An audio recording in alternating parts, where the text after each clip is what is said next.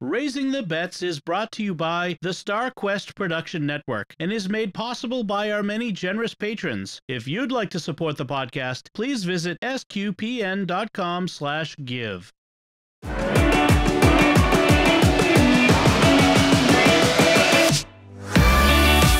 You're listening to Raising the Bets. We're a Catholic couple raising 5 kids outside of Boston.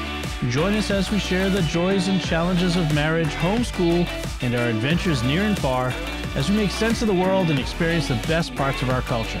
I'm Don Bettinelli. And I'm Melanie Bettinelli. So, Melanie, as we left off last week, previously on Raising the Bets... I have no memory of last week at all. Well, we did talk about the fact that I was going to have jury duty.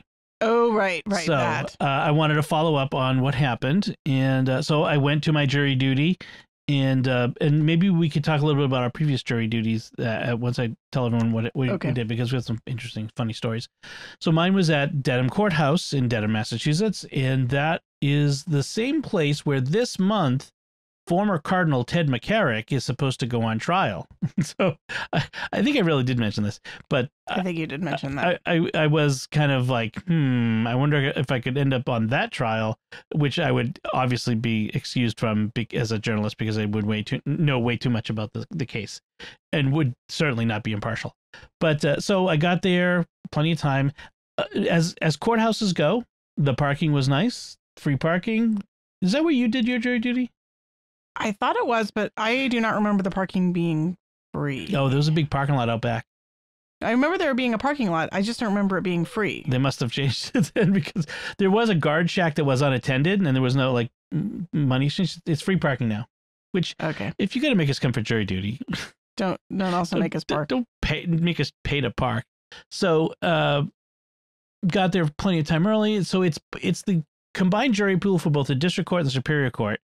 And gosh, they go over things 3 times. They have a video on the jury duty, the system of the jury duty, of the jury trials. And then they have a judge comes in and she explains everything all over again. And then what you just heard in the video. Yes. And then when you actually get into a courtroom to be potentially impaneled, that judge will tell you the same things again. And one of the things they want you to know for sure is whenever they've talked to jurors, the jurors always say to a person how glad they were to have been impaneled on a jury. It was the most interesting things they've ever done in their life. And I'm like, yeah, I know people who've been on juries. Not everyone was joyful about having done it.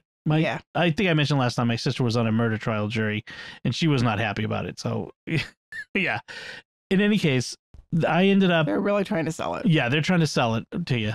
So I ended up being sent over to Superior Court with about, I think there was maybe 35 of us, and it was going to be a 6-person jury with 2 alternates. And I was in the middle of the pack. My number was 15. And the judge takes it forever to explain what the case is and what's going on. He reads out the names of the people who are involved. It was a civil trial. This couple was suing their real estate agent for selling him a house, and they claimed that the real estate agent withheld the information that the foundation of the house was bad, like it was going to collapse. And it requires tens of thousands or maybe even hundreds of thousands of dollars of repairs or something along those lines. He didn't get into that detail, but it was really bad. It reads out all of the witnesses and all that sort of stuff. And then he asked a bunch of questions. And one of the questions that they asked, and you're supposed to raise your hand if you answer yes, was, have you ever bought or rented or leased a house that had major structural problems when you bought or rented or leased it? And I'm like, well, our house didn't have major structural problems, but our house did have problems. Lots of them. Lots of them, as everyone who's been listening for any length of time know. And so at first I didn't raise my hand, but then eventually I raised my hand. And then I raised my hand for something else, I guess, too. So as they're going through the people, 2 people before me got impaneled out of it wasn't exactly 14 people ahead of me because there were some gaps in the numbers for some reason. But when I got up, so you go up there, you go to the bench in the sidebar where they don't serve drinks. And there was the lawyers for both parties were there, and the judge and the clerk. And so the judge asked me, he says, okay, you answered yes to this question. Tell me about it. I said, well, our house didn't have major structural problems, but it had a lot of problems when we bought it. Problems that we've been dealing with ever since, including this last fall when we had huge water damage and mold problems that caused us to be displaced from our house for 3 months.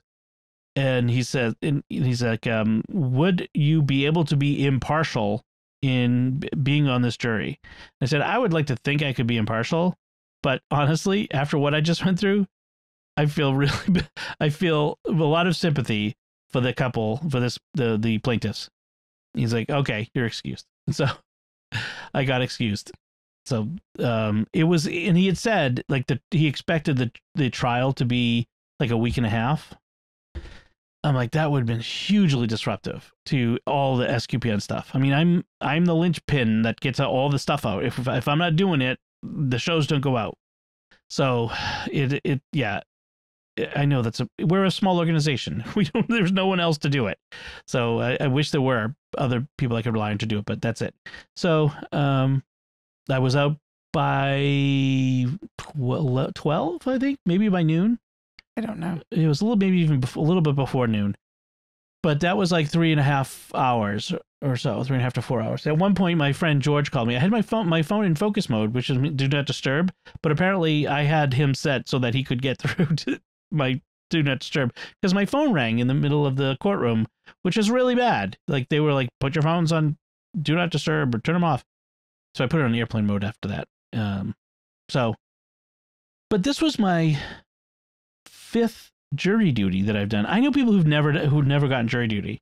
So I got to explain. Massachusetts has a system of when you're called for jury duty, you serve either 1 day or 1 trial. So if you don't get assigned to a jury on a trial, you sit in the pool until they dismiss you, until they have no trials left to impanel that day.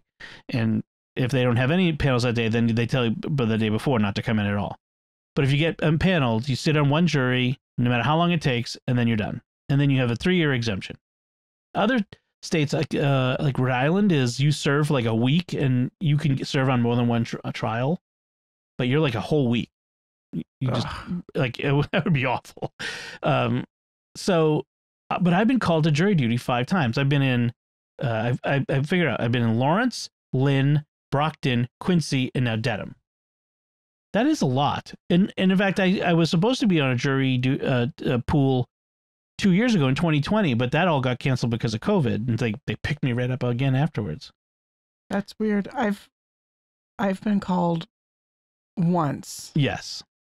Well, and then I deferred it. Because you just had a baby. Because I had just had a baby. Actually, I couldn't figure out from the paperwork they sent me how to defer it. So I had a nursing infant who was sick that day, and there was no way I was leaving my sick and you were nurse exclusively breastfed infant at home. So I took the baby to the court because I wasn't leaving her at home, and I figured that they would be more likely to listen to me if they actually had the sick baby there. And so the clerk of the court was like, "You're not supposed to bring a child here," and I'm like, I don't have anyone to look after her, and she's sick and she needs me and she's nursing. And she's like, okay, well, you can get a deferment of up to a year. Now, there was nothing in any of the paperwork about getting a deferral. Like, not that I could see. There is now, I think. But yeah. So, yeah, then I ended up. So you deferred it. And then What happened when you, after that? When I went back a year later, that was, I was almost impaneled. I was seated in the jury box. We did talk about that last week. Yeah. And then you saw Adam. He recognized you. You didn't recognize him. Yeah. I should have recognized his name, but honestly, I guess I was kind of zoned out when they were reading all the names because I just assumed that I wouldn't know anyone. Like, because what are the odds that you would actually know any of these people? Right. That's why they do it. Yeah. So that was. So I've had a few other times, like when I got called when I was in Steubenville. So I was living in Ohio, and I was living out there full time. Like I was not living. I came home to visit, but I had an apartment in Ohio, and that's where I lived. That was my official residence. But I got a jury duty summons there, and was able to defer that to because I didn't live there anymore. So I've gotten called a lot. I do not understand why they keep calling me. And one of these times, I'm not going to be able to get out of it. I'm going to end up getting stuck on a trial for a week or 2 weeks. Dan Toy was telling me his dad was on a federal trial, which is a whole different system. And he was on a federal murder trial for a month, sequestered. Oh, wow. Yeah. So like they would take them out to dinner and they would they say, which restaurant are we going to go to tonight? And they would go to the restaurant and they would go in and you would look and see if you recognize anyone. And if you recognize anyone, they would tell that person that the government is paying for their meal, but they have to leave right now. Wow. I don't know if that's still the way they do it, but that's kind of crazy. Yeah. What if you just say no? You can get arrested. I mean, this is the federal marshal. So you have to obey the order. Yeah, it's kind of crazy. I get why, like, you don't have to write in judges and lawyers. Like, I get why the jury system is great and superior to most judicial systems around the world. It's a jury of our peers. Literally, anybody can be called. It's just regular people. We get our fate decided by people like us. I get that, and it is kind of cool, but to be the person whose life is disrupted, it can sometimes be, gosh, like, I mean, they give you some months to plan, but I don't know. Every time it's come down, it's like, I guess I mean, if I really took it like I had to do this, if I take a week's vacation, I plan around it. So maybe I should be, when this comes up, I should be planning around it and on the chance that I'm not going to be able to work and pre-scheduled things and all that sort of stuff. I mean, I already had to skip recording of a couple of shows because it was during, when I was jury duty stuff. So then I had to rush home and quickly edit and post something. And I still had people emailing me like, oh, where's the show? It's not up yet. It's coming. I'm working as fast as I can. Right. So anyway, jury duty. So my gripe about jury duty is that there is no exemption for stay-at-home moms for primary caretakers of small children. Right. They just say, well, you can get a babysitter. Oh, that's not actually true. That's very glib. Right. Well, if you're the primary caretaker of like an elderly person, like who's sick and that sort of thing, you can get exemption for that. For a disabled elderly person. I may understand their argument is they want all kinds of people, not just working people, but stay-at-home moms on the jury. And it's just, I mean, you're taking care of infants, if you have somebody who your child is used to, who they're in daycare and or you have a frequent babysitter, that's one thing. Like a grandparent or something. Right. At the time when I was called, we did not have anyone who regularly watched our children. No one. Right. We did not go out. We did not have any babysitters. Nobody watched the kids except when my parents came into town from Texas, they would watch the kids and we could go on a date. Right. So there was nobody my kids knew who I could just leave them with. And I wasn't about to leave my small children with a stranger. And for whatever reason, like I couldn't take time off from work. I think at the time, I was working for the Archdiocese and had the daily radio show. And I just couldn't like bail on the radio show, for a week or whatever it would have been. Yeah. So we'll see. Anyway, I won't have to deal with it for 3 years. You're probably going to get a summons in a week. That's the way our luck goes with that. So the other thing, we didn't really do much this week, but the other big thing we did was on Friday when the weather was awesome, by the way. It was awesome. It was like spring had sprung. It was mid 70s. It was warmer. Sunny. It was warmer here than it was in Houston. Nice. And in Austin, because I think I remember one of the kids talking to your mom. So we went to Ikea because that's what you do.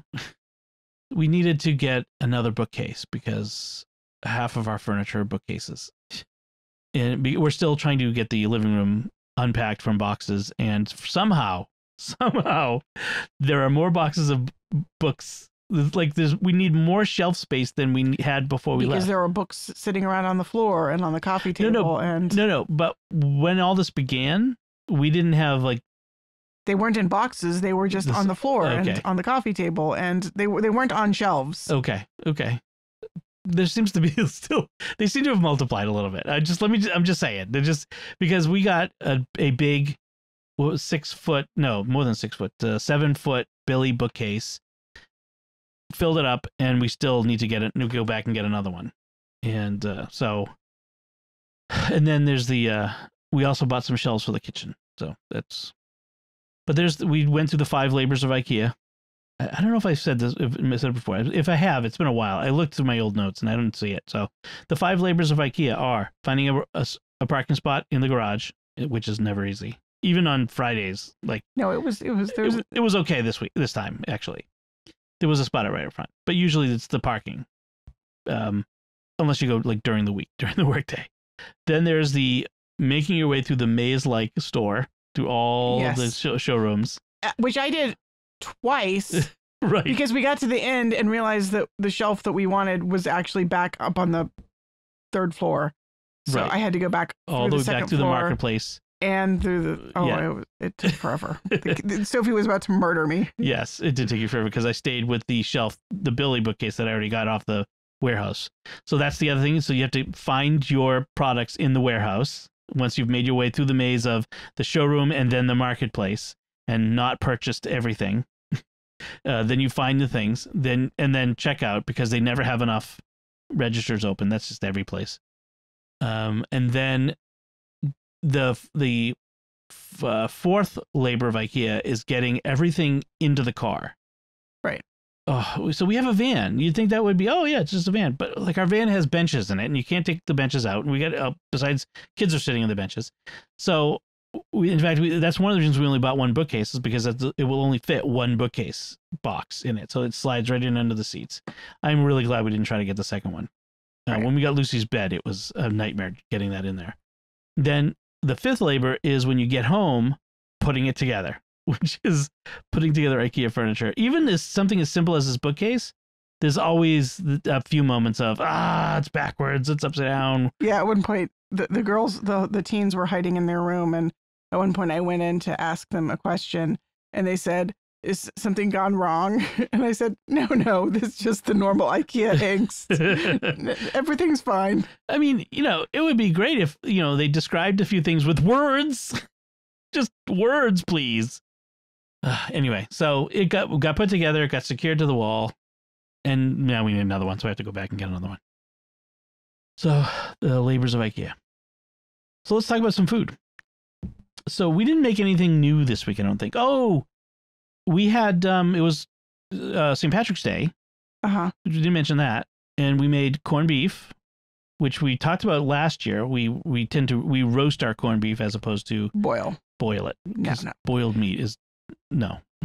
I'm sorry. You rinse it really well to get a lot of the extra salt off, and then you roast it in a roasting pan in the oven, low and slow. Yes. And it's really good. It develops a nice crunchy crust on the outside. Yes. And it's so good.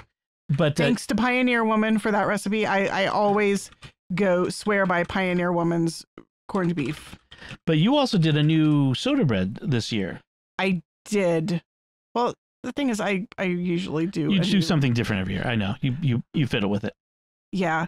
It was a pretty good soda bread recipe. One thing I found is that a lot of the soda bread recipes online don't require fat. It's like buttermilk and flour, and as if the buttermilk had enough fat for the bread. No. One of the recipes I was looking at that did this had an Irish woman writing in the comments saying, "Where's the butter? Where's the butter? You need to cut some butter into this. This is just, it's going to be dry and horrible." This is why. And all the comments were like, "Yes, this is dry and horrible." It's a holiday bread. You make it once a year for St. Patrick's Day. Go ahead and make it full fat. Don't make it low fat. You only make it once a year. Just, you know what I mean? It's like, you're celebrating. Celebrate with something that tastes good and isn't dry and inedible. And this was really good. But you made it a dark soda bread, so it was molasses. It had molasses in it. I love the dark, rich molassesy brown bread. I'm still looking for a recipe to replicate this one bread I had at at a B&B in Dublin, which was a yeasted bread, not a soda bread. And it was this deep, rich brown color. The closest I've had actually in the States is the bread at Outback Steakhouse, you know, that really rich brown bread. Yeah. This was like that, but better. Well, yeah. It was the most amazing bread I've ever had, and I've never found a recipe for it. So if you have a recipe for a really rich brown, it must have molasses in it to be that brown color. And that rich. Yeah. And it was like, we had it at breakfast with a full Irish breakfast, my dad and I, when we were in Dublin. And I just kept eating this bread and eating this bread. If you remember it all these decades later, it must have been some pretty good bread. It was amazing. It was like the epitome of the form of bread. Nice. It was so good. Wow. Yeah. So, and then I also made brownies on St. Patrick's Day because it's Lucy's baptism day. Yes. And so we usually don't do desserts during Lent, but I make exceptions for the feasts. For St. Joseph's Day, and baptism day, and birthdays. Yes. Obviously birthdays. Obviously. Sorry, Sophie. No cake for you ever, because your birthday is always during Lent. I know some people who actually do defer birthdays until after Lent. Oh, come on. Yeah, I'm sorry. Or if the birthday happens on Friday or during the week, they'll wait until Sunday. No, I'm sorry. That's not fair. That's not me. No. So we had the brownies, and then, as you mentioned, St. Joseph's Day was on Saturday. And for that, we had stuffed shells. You made stuffed shells. Mm-hmm. Oh, so good. Stuffed shells are like so... I mean, everybody loves them. It's a 100% meal, right? Well, actually, this was the first time that Ben's ever tried them. He tried them and he said, it's okay. It's not my favorite, but it's okay. But then he had a second helping, so... That's a big deal. That's a big deal. This time you added some leftover salami from the fridge. Yeah. Well, my lasagna recipe uses salami. And I noticed that the salami has been in the fridge for a while. Yeah. I mean, salami lasts, but yeah, it's been in there for a while. It was in there for quite some time, and it needed to be used. So I just chopped it up and threw it in with the ricotta filling. Yeah. I mean, honestly, that salami probably traveled to Cape Cod, Plymouth, and a few other places with us. No, it was bought in December. Oh, okay. So it had not traveled that widely, but okay. But it was from before Christmas. But it was good. You really can't taste it in the thing, but it just adds a little bit of that meaty umami goodness. Mm-hmm. Yeah, it was good. And especially it's like another one of those baked cheesy pasta dishes, where if there's enough for leftovers and you let the leftovers sit in the fridge overnight, it tastes even better the next day. Yeah. I made 2 pans of the stuffed shells, and we ate like 1 pan. So there was a second one left over for today. You could have totally made another pan. I could. You know what I could have done, now that I think about it, is use one of those disposable aluminum pans, made one, and then cooked it and then put it in the freezer. Yeah. I would have had to make more sauce though. Right. I make my own sauce. I know some people they cut the corner and use jarred sauce. Or they doctor a jarred sauce. I made it from scratch, and I have to say I'm pretty pleased with my sauce. Well, one of the things that you do with your sauce is that it's almost like ristretto. It's very thick. It's not a big, it's not like ragu or prego where it's like very liquidy saucy. It's pretty thick. Right.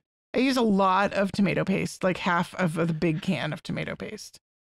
And mine has, like, in addition to onions and garlic and tomatoes, crushed tomatoes, I also add bell pepper, and I chop up some olives really fine and use some of the olive brine in it. Yeah. Which gives it a really nice briny, rich flavor. I guess we've talked about your sauce a few times before, but just for anyone who's the first time hearing about it. Yeah, it's really, really good. So just add that all together. You with a bunch of mozzarella and some ricotta, and the cheese. For the cheese filling, I use a combination of mozzarella, ricotta, Parmesan. I think I had some Romano and some Asiago, so I threw those in too. Yeah. And garlic powder, lots and lots of parsley and basil. Do you use fresh parsley? We had some in there. I did not actually grab out the fresh parsley. Okay. I just we have a gigantic bag of dried parsley. Dried parsley. I put in like a good half a cup of dried parsley. Okay. Yeah. No, it was good. It was good. Really good. And then of course we had the zeppoli, the traditional pastries for. Actually, I made cream. They're cream puffs. Cream puffs. I didn't fry them like zeppoli. Zeppoli are fried. Yeah. But they're cream puffs. And you put it was a whipped cream frosting. I didn't make pastry cream. I had Bala make some whipped cream, which was perfect. It was just fine. Yeah. Speaking of whipped cream, remember we had the leftover frosting the other day? And Sophie got up she was going to have leftover corned beef and mashed potatoes for her second breakfast. And just as she was about to scoop the leftover mashed potatoes on her plate, she realized it was the leftover frosting from her cake. And she was like, that would have been a big mistake. Yeah. That's funny. I had totally forgotten that there was leftover frosting in there. Yeah. Oh, anyway, so that's what we've been eating. I got a new grill coming because my old Weber charcoal grill is a Holy Grill now. It's what, 15 years old, and it's rusting through. So it's time for a new grill. So we'll order a new grill. It's on its way. It's a grill smoker. So you're going to be regaled with my tales of smoking meat and other things all summer long. So I'm looking forward to that. All right, let's talk about movies and books. I watched Friday Spider-Man No Way Home. You did? Without me? I did. Well, see, here's the problem. You still haven't watched Spider-Man 2, whatever. Right. Home Alone. Spider-Man Home Alone. No, it wasn't Home Alone. Home Alone. It's a home. First one was Homecoming. The second one was something else. I don't know. Home Away from Home. I think it's whatever it is. I can look it up. In any case, but you haven't watched that one yet, but you're gonna watch it with the kids in a few weeks anyway. So why watch it now and then watch this? And I wanted to watch this because I've been waiting since December to watch this one because everybody's been raving about it. Yeah, I really want to see it. I'm not going to spoil anything, but I will say I think I was spoiled. I had a few things, some of the big surprises spoiled for me. So it wasn't as big a deal for me. It wasn't like as great of a movie. Like, it was good. That's disappointing. I hate it when things are spoiled and then it's not as good. I wasn't surprised and excited by the oh wow, I was like expecting it and I knew it was coming, and so well, I'm glad you haven't spoiled it for me. Yes, I won't spoil it for you. But nevertheless, I really liked some of the themes in it and the self-sacrifice and maturity that you see in it. It was really good, and it's setting up the next phase of Marvel movies, the multiverse of madness and all that sort of stuff. That's clearly what's going to come out of this. So it's interesting. It's in some ways there's resets. We're resetting some things, getting the Marvel universe ready to restart again. It's not like a really reboot, but sort of we've gotten so far in one direction that we almost have to reset things and so that we can have more drama. You're circumlocuting again. Okay, so I won't go on and on about it. But it's worthwhile. I bought it because the rental's not till April or whatever, so we're all going to watch it together anyway, so it was worthwhile. I would have probably paid as much for popcorn and a ticket if I saw it in the theater. All right, the other thing I mentioned before, I had been watching this show called Severance on Apple TV Plus.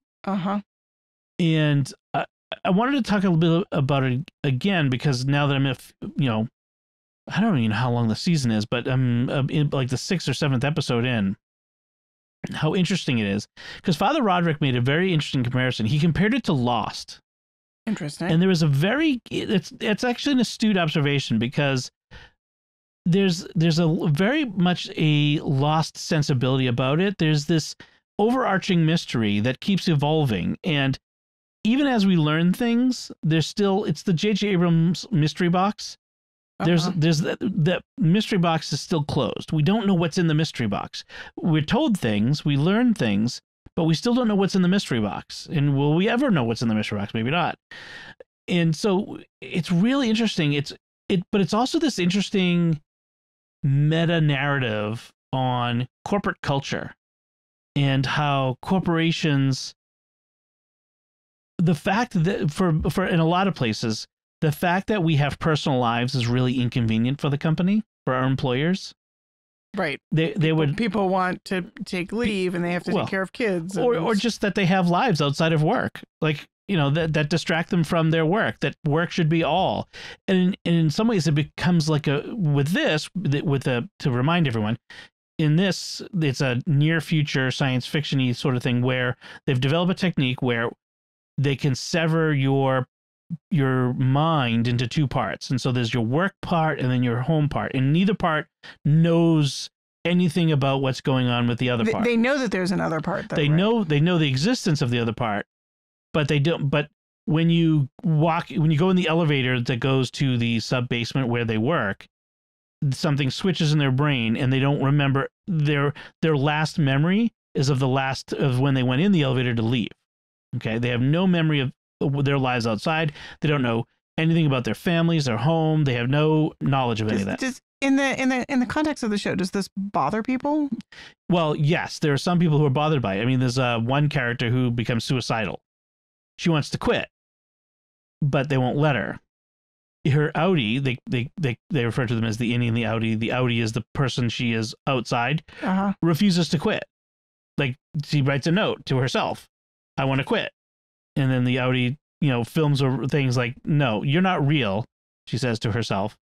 And so I'm not letting you quit. I'm not quitting this job. This is the best job ever. Because she doesn't have to sit in an office all day, as far as she knows. She doesn't have to go, like, she goes to work, but she doesn't have to she doesn't have to remember being in an office all day, doing drudgery work, all this other stuff. So it's interesting. It raises some interesting questions about the nature of consciousness and self. It certainly does. It's very interesting. So you get that level, you get the questions about work.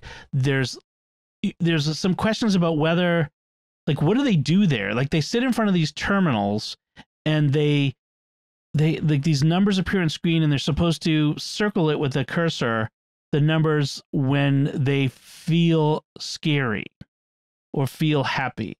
It's this weird thing. It's like, they don't know why they do it. Their job is called macro data refinement, which is one of those corporate terms that means nothing. And there are other people who work in the area with them, optics and design, and like these other various things. And they discovered one office where there's a guy raising baby goats, and like, they don't know why. And if they break the rules, they have to go to the break room where they are basically subjected to mental torture. They have to read an apology and mean it, for their violating the rules. And then there's this, the founders of this company, Keir something or other, and his family, and they're treated almost like gods. Like, it's almost like a religion. And it's this really weird, it's really interesting. Christopher Walken is in it. And, what is his name? I can never remember. So Adam Scott is the main character. I mentioned him before. But Christopher Walken is in it. And, it's an actor that everybody that you'd know. What is his name? I'm looking it up quickly. Sorry, I should have looked it up before. It is John Turturro. Oh, John Turturro. Yeah, he's in it as well. And then a bunch of other sort of was this character actors and stuff. Made for streaming? Made for Apple TV Plus. Okay. Directed by Ben Stiller. Interesting. Yeah, he directs many of the episodes. He's an executive producer. So that's fascinating. But it's written by this other guy, Mohammed Al-Nasri. Oh, no, created by Dan Erickson. That's right. Al-Nasri is a co-executive producer and a writer. But Ben Stiller directs 6 episodes. Okay, that's an Irish name. Aoife. Aoife McArdle directs 3 of them. And but I remember reading an article by Dan Erickson, or an interview with him, where he said this, like, some of this stems from his first jobs working in corporate America, like corporate culture, and his reaction to it, which is kind of funny. But it's fascinating. Like they do things with, like, it's very 70s. Like it's like, it looks brand new, but it's not the 70s, it's really 80s. It looks like 80s brand new stuff, and colors are very important. Like all of the characters wear shades of blue, but almost unconsciously, like a blue suit, a blue skirt, blue tie, but different tints, like different hues of blue. So it's kind of subtle. And then Adam Scott's character, Mark, his whole condo is blue, like blue painted walls. And like, I'm not sure why it's blue, but there's all these cool colors in the palette of the show. And I'm not sure what's going on there yet. You're not sure if it's actually means something or if it's just a design choice? Well, they clearly have made a decision to go with this color palette, but I'm not sure why. If it has a story thing or if they're just trying to convey a coldness to the corporate life. It all takes place in the winter. Like this is, so there's snow on the ground wherever they are. It's a snowy place. It kind of feels a little like Pennsylvania. I'm not sure why I think Pennsylvania, but it kind of feels like the terrain feels a lot like Pennsylvania coal country.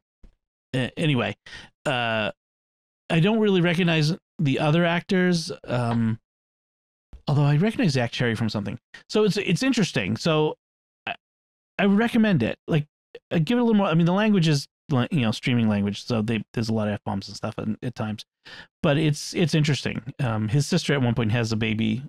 I mentioned that I think she was pregnant before, and so that whole scene is kind of funny. He's got a flaky brother-in-law who's like really hippie, flaky, and it's all funny. It's a very dark humor stuff. The person who's like pregnant in the world will never get to see the baby? No. She's his sister. She's raising she's not severed. Okay. Although in the last episode I watched, there's an implication that there might be someone outside of the workplace, this woman who just had a baby, who is severed, which is interesting. And like maybe she was severed during childbirth so that she wouldn't have to remember giving birth. There's an implication. This is none of this explicit yet, but you're kind of like, wait, is she severed when we saw her during childbirth? And there's some clues that she may have been. And the whole severing thing is very controversial in that world and that stuff. So it's kind of interesting. So there's that. Anyway, so Severance is on Apple TV Plus. Today we watched Captain Marvel in our family Marvel watch. We have decided to do A Magician's Nephew first and watch out of order. Sorry, the Chronicles of Narnia reference. We decided that normally after what was the last one we watched?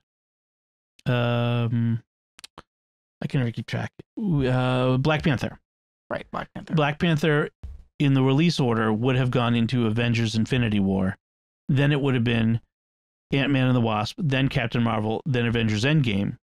But we decided, at your suggestion, that waiting 3 weeks to get to between Infinity War and Endgame was too long. Yeah.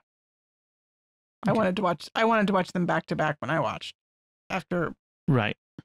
But we compromised because Ant-Man and the Wasp has plot elements that are picked up in Endgame. And so if you watch it out of order, you're going to watch that stuff that takes place in between after out of order. So we've compromised. It's a compromise. So Captain Marvel. Love it. Yeah. I mean, it's not my favorite, but I really enjoyed it. People have weird negative reactions to it. I'm not sure why. I don't know.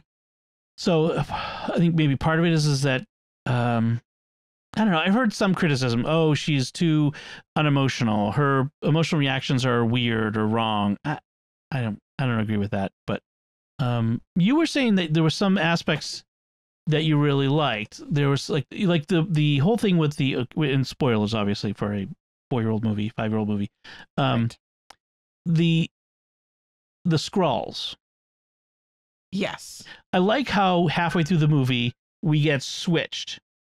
Yeah, I am a sucker for the plot where you think everything is one way and then suddenly you get a new bit of information and you have to reevaluate everything that you've thought before.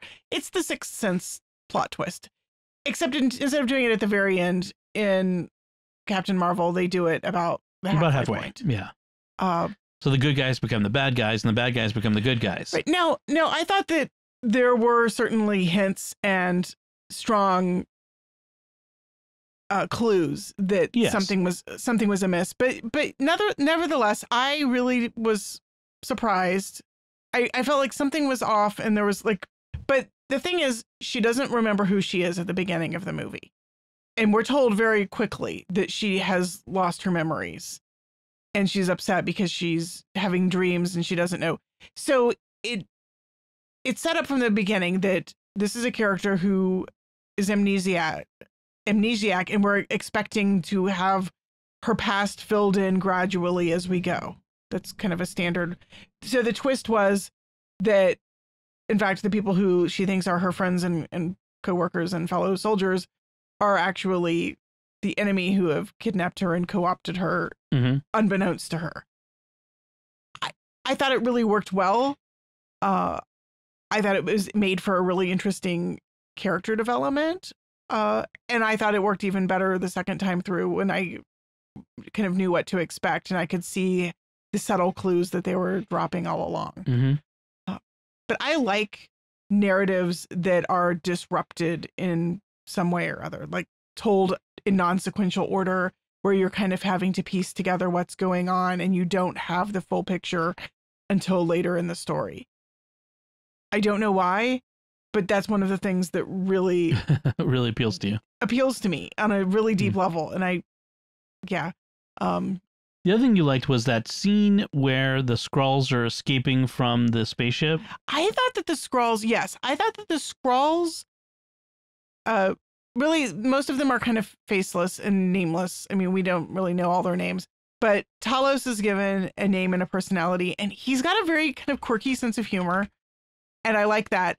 And he's really humanized quickly with a few strokes that kind of fill in his character and make you realize he's trustworthy. But the character moment that kills me is they're escaping from the Kree. He's finally been reunited with his wife and daughter. And as they're boarding the ship, the Kree are chasing them. He's got a gun in his hand, and he turns to his daughter and he says, "Look away. Hide your face." Right. Don't look at what I'm about to do. Right. And she looks away. He shoots them, but she kind of looks back and sees the Kree falling. And it's just this great moment. Like, he's a dad who has been fighting in this horrible war to protect his family, to save his people. And he's done, by his own admission, terrible things. He says that to Carol at one point. But he still wants to protect the innocence of his child. Like, he just can't bear the idea that his daughter would see him as a killer.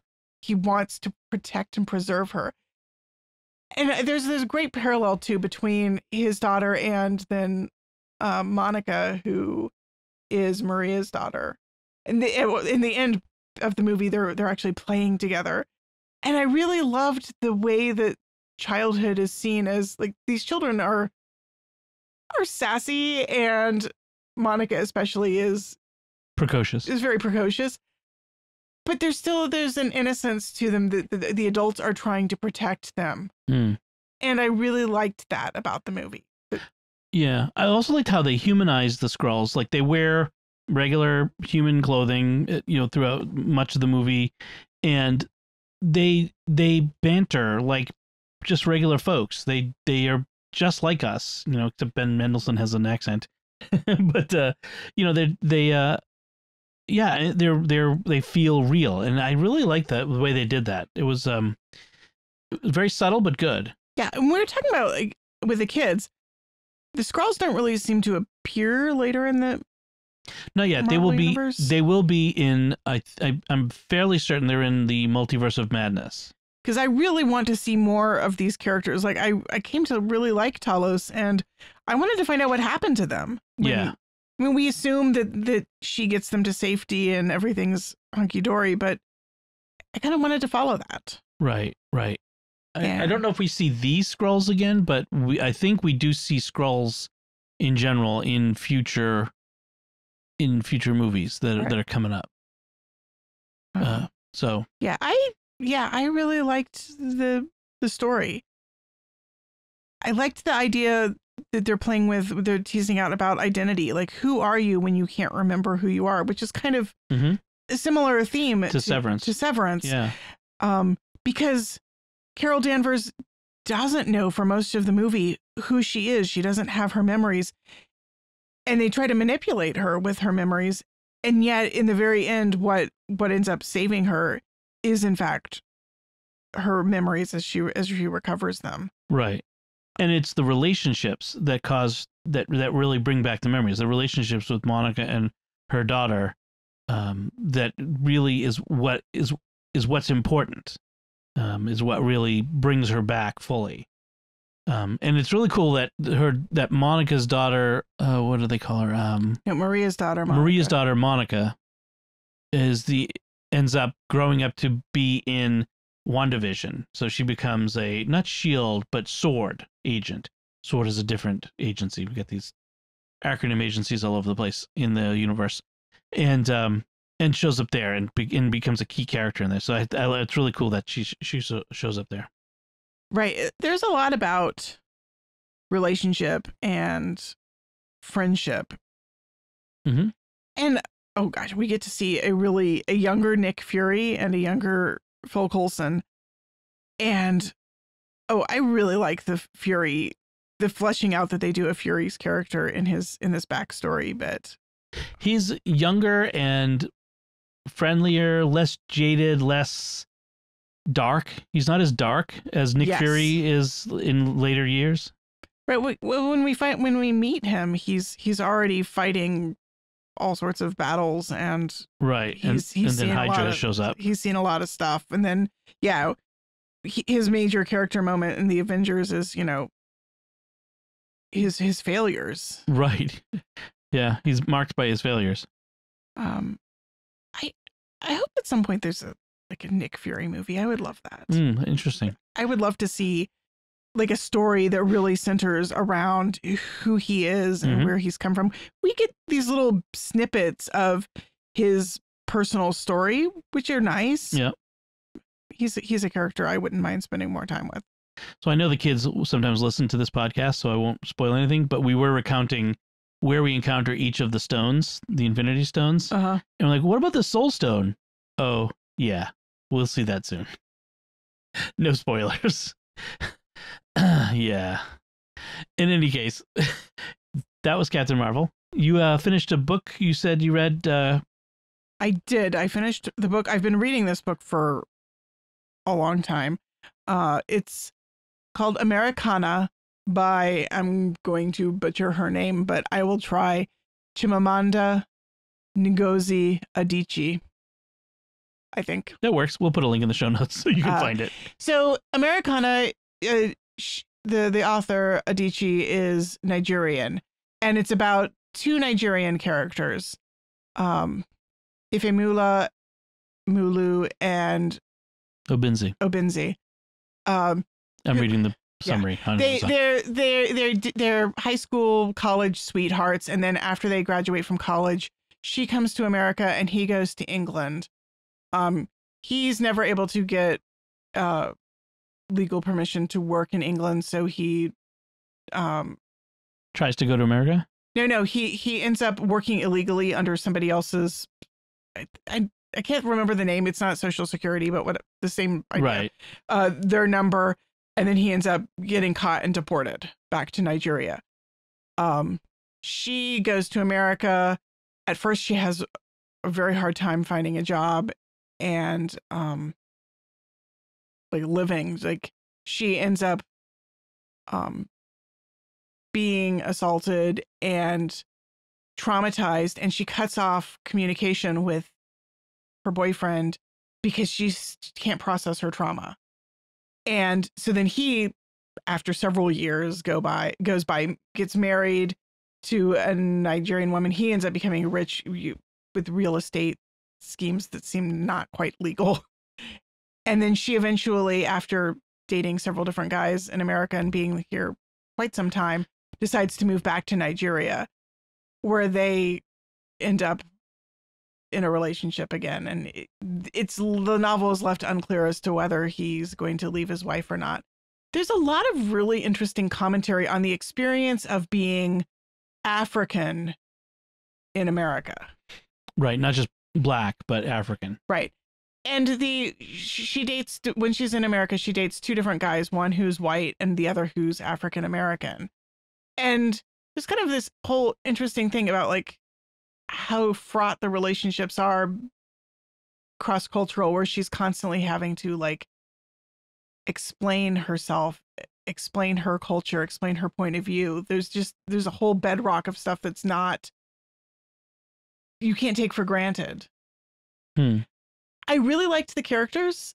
It was an enjoyable book to read, but there's definitely a sort of a moral emptiness. Like none of the characters in the novel really have much sense of purpose in life or meaning. And there's a kind of a hollow emptiness where they're trying to fill that with all sorts of things. And I don't feel like they ever succeed in finding much purpose beyond their relationships. So in that way, it was kind of sad. Like this is a faithless world. I mean, there are characters in it, like mostly the mothers who are religious. Their religion seems to be fairly hollow, though. Right. So it was kind of a sad novel. It's very, they're very worldly characters who spend a lot of time looking for things, looking for love, success. Yeah. It was very different. I mean, interesting exploration of like the experience of being not really an immigrant, but sort of a temporary resident. Yeah. Both in the interesting parallels between like their experiences in England versus America too. There's a lot of discussion about race and what does race mean. The main character, Ifemula, when she's in America, starts a blog. Right. That's specifically about being a non-American Black in America. Okay. So there's a lot of interesting sort of discussions probing American ideas of race from the outside. One of the things that happens in the course of the novel is the election of Barack Obama. And so it's kind of interesting to see her watching that from a sort of outsider perspective. Interesting. So yeah, it was an interesting novel. Not like one of my favorites, but I definitely appreciated the point of view. Okay. Been on kind of a reading novels by Africans, so this was a. Yeah, it's interesting. You've read African novels by African authors, and then you've read novels by Indian, the Asian subcontinent, South Asia. I've been trying to kind of track the geography studies. Like Isabella was doing Asia last year, and now she's doing Africa. So I'm trying to kind of use that as an opportunity to expand my own reading. This is definitely not a book I would hand to her. No. But just for my own, like my own experience in school was limited. I mean, we read a few novels by African authors. We read Cry the Beloved Country, I think. And yeah, at the time when I read them, when I was in school, I did not have the knowledge to really fit it into we didn't come with an understanding of the history and the culture. And so it was just sort of a novel that was thrown at us without enough grounding. I probably didn't have enough life experience too. I feel like of all the areas, like I know Asia and its general history pretty well, China, Japan, India. I feel, although India British Empire, maybe not as much, but I feel like Africa has just been a blank slate for me as a Gen Xer in my education. Like it was just not that wasn't much talked about at all. I mean, you got Northern Africa, where you got Egypt. We had a lot about Egypt in school, but not much about anything sub-Saharan. It was just. I'm really appreciating that the fact that, for one thing, there's just a lot more books out there about and by African authors that are accessible. Yeah. So that makes it easier to kind of dip my toes in. And cool. Yeah. Awesome. Thank you. Still reading The Power and the Glory along with the Close Reads podcast, which is a really good. The Close Reads podcasts do a really great job of doing a close read, like really looking at the details and reading for details. I could deal without the 10-minute chit chat at the beginning of the podcast, but yes, as two people who have a 1-hour chit chat podcast, but we're not trying to be a close reads or like, secrets of movies and TV shows. It's an in-depth thing. When we do that, we don't spend a lot of time at the beginning of the podcast chit-chatting about stuff. Yeah, I really think they're great readers, and I really love their passion for the literature that they read. But I feel like that they've been doing the podcast for a long time, and they're very friendly, and I kind of wish they would turn off the microphones, do 10 minutes of chit-chat, and then turn on the mics and do the show. Yeah, that's honestly sometimes how we do our shows. Although I suspect that I am probably a minority, and probably a lot of listeners really enjoy the banter, the social aspect of the podcast. People do connect to personalities, so I think that could be part of it.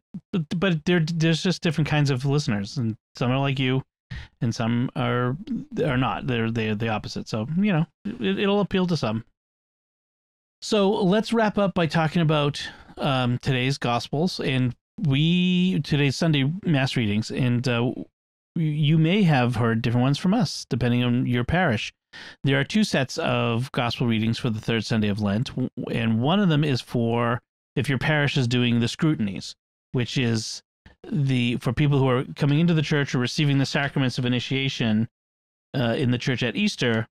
This Sunday is their first one where they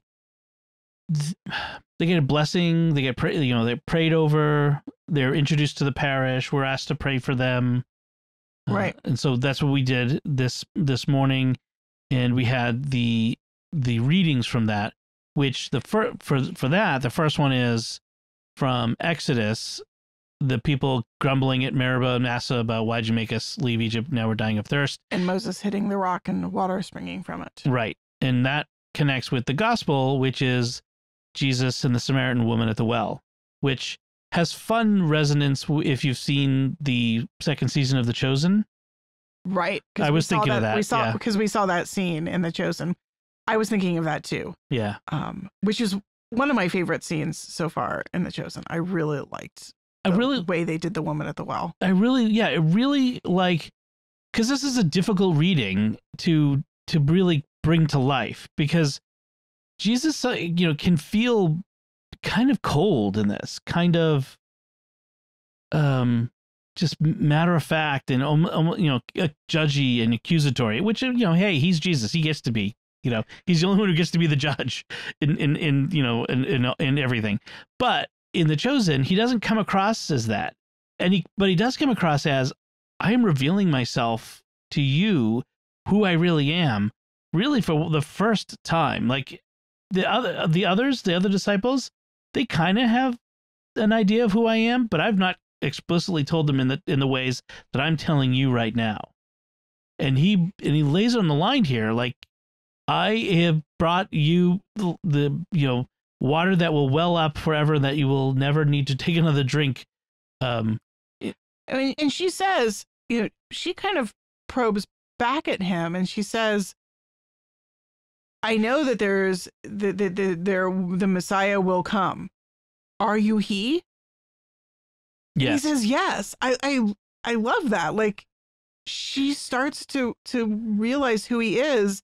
She's not sure, so she asks, but she pegs him. I also think it's very interesting how when she goes to the town, she tells them, he told me everything I've done. Like, yeah, I can tell you everything you've done too. I know, like, everyone in town knows your sins. What are you talking about? But no, he, like, it's that idea of, he knows me. He knows the things that no one else knows. And that's what the difference. And it really, she becomes converted, and she evangelizes the town.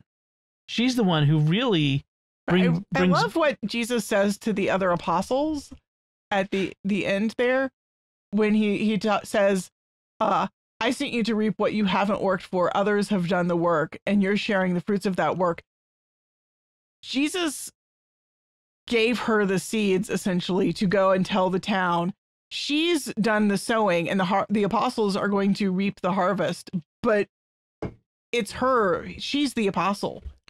Right. She becomes the evangelist. I mean, I love it. Like, she goes from sinner when she approaches the well to going back to town, leaving her water jug behind as an evangelist. Right. She has no need for the water jug anymore, because the spring of water of eternal life is welling up from within her. That's symbolically why she leaves the jug behind. Right. She doesn't need it anymore. I love this story. It's one of my favorites. I find that Jesus is really compelling here. He really spends time one-on-one with her, talking to her. You get a sense of his concern for her. You know, he doesn't reproach her ever. He tells her what she's done. Right. I know what you've done. You're right. You don't have a husband. You've been married 5 times. But what he never says is, you are a bad person. You've sinned. Right. He doesn't even, he names her sin, but he doesn't call her a sinner. He doesn't reproach her for her sin. It's just enough for him to say, yeah, you're right. You're living with a man who's not your husband. And that is enough to unlock her curiosity. And she says, I can see you're a prophet. Right. And then they talk about worshiping and being the difference between Samaritans and the Jews. And him basically telling her, look, the time is coming that none of that's going to matter. We're all going to worship together on the mountain. I also love that how the apostles are kind of still very literal. They're still stuck in the literal. And he's like 10 miles above them. Why are you talking with her? Rabbi, have some of the food that we went into the village to give you. I have food to eat of which you do not know. What? Did somebody bring him food? Did she bring him food? He's like, no, metaphor. Come on, guys, keep up here. And then my food is to do the will of the one who sent me and to finish his work. And, you know, like, come on, guys, catch up, you know. And when he talks about like the others have sown and you are reaping, it's not just she has sown, but also he's referring to the prophets that have, you know, all of the prophets. And now is the time of the harvest. Everything is precursor.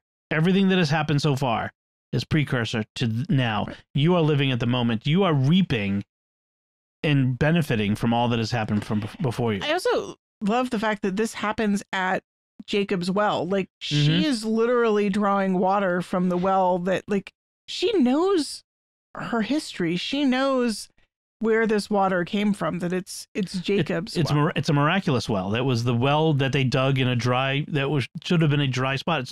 It's dug on a hill. You know, water doesn't flow uphill. It flows downhill. But God told Jacob to dig here, and so he dug here, and that's where the water came from. And that water has provided water for that town ever since. And so everyone comes to that well, although she comes in the middle of the day because she's shunned by the other women who come in the cool of the morning. And so she comes in the heat of the day to get her water. Because, you know, if you know anything about back then, there was no indoor plumbing. All the water you needed for the day had to be carried to your house.